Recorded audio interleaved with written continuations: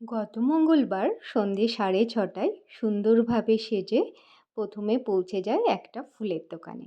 সেখানে গিয়ে দুটো সুন্দর দেখে গোলাপ ফুল নিয়ে নিই।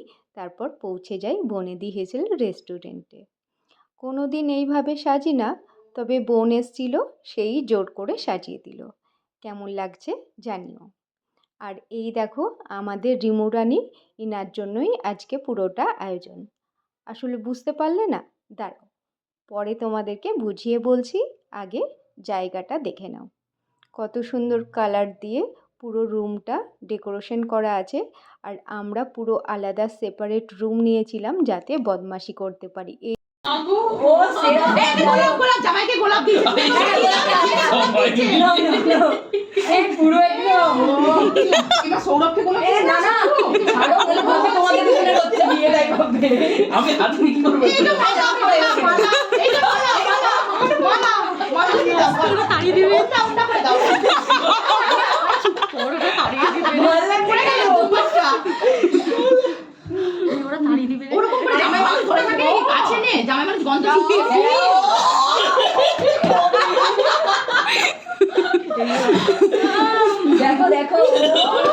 এখানে শঙ্কুর পেছনে আমরা সবাই মিলে লাগছিলাম, কারণ ওকে বর সাজিয়েছিলাম আর গাঁদা ফুলের মালা দিয়ে দিচ্ছিলাম।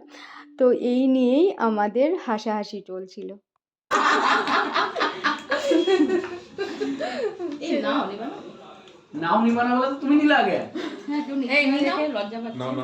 তারপর চলে আসি ফিশ ফিঙ্গার, আর সেটার পেছনে আমরা পড়ে যাই। আর এখানে নন্দিতা ডেকোরেশন করে দিচ্ছে।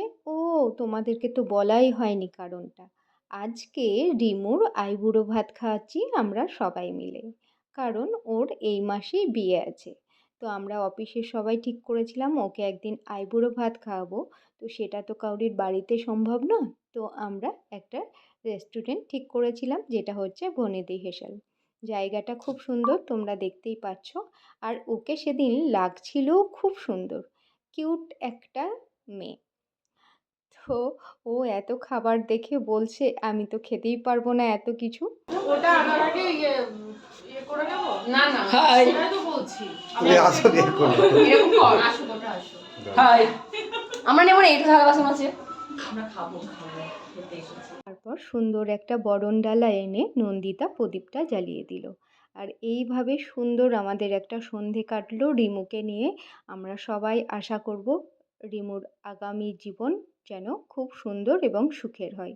আপনারা সবাই ভালো থাকবেন। টাটা।